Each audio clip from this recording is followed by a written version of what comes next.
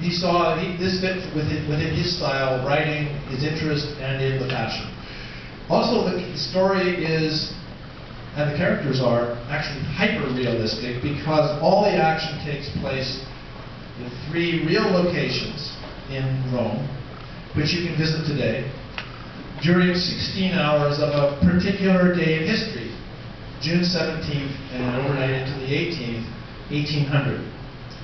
And against the backdrop of real events that are happening at that time, both in Rome and outside of Rome, during a period of political turbulence, it was perfect for this, what became what one writer called a shabby little shocker.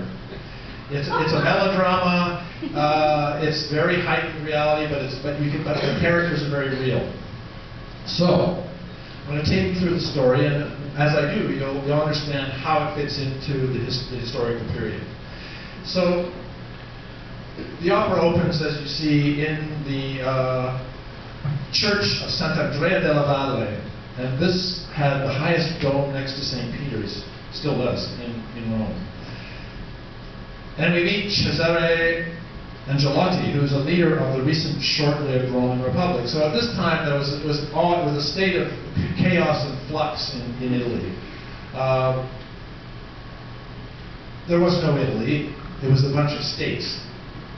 And the so-called papal state of Rome, in and around Rome, at the time had no pope. One had been appointed, but he hadn't moved in yet. And so there was still, there had been a republic declared, off in the distance, of course. Napoleon is trying to invade, expand his empire against the allies made up of the papal states, Austria, England, and Naples. So at the time that the story takes place, there's no new government, no new pope in power. There's a queen, Austrian, sister of Marie Antoinette, who's there. There had been a republic for a year where the people who wanted independence and proper non-military authority had managed to get that, but that was gone. So during that short-lived republic, there was a leader named Cesare Angelotti, and he has been imprisoned by the subsequent power and has taken refuge. He's escaped and taken refuge at the back of this church.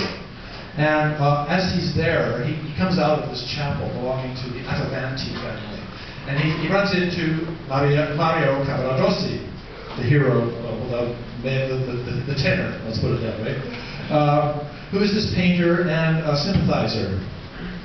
And there's Mario working on a painting of Mary Magdalene.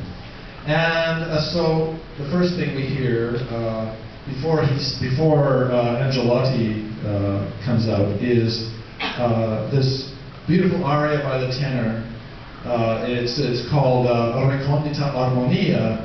And he sings about the contrasts between the sort of blonde woman he's painting and his raven-haired lover, Tosca, which will create problems later on.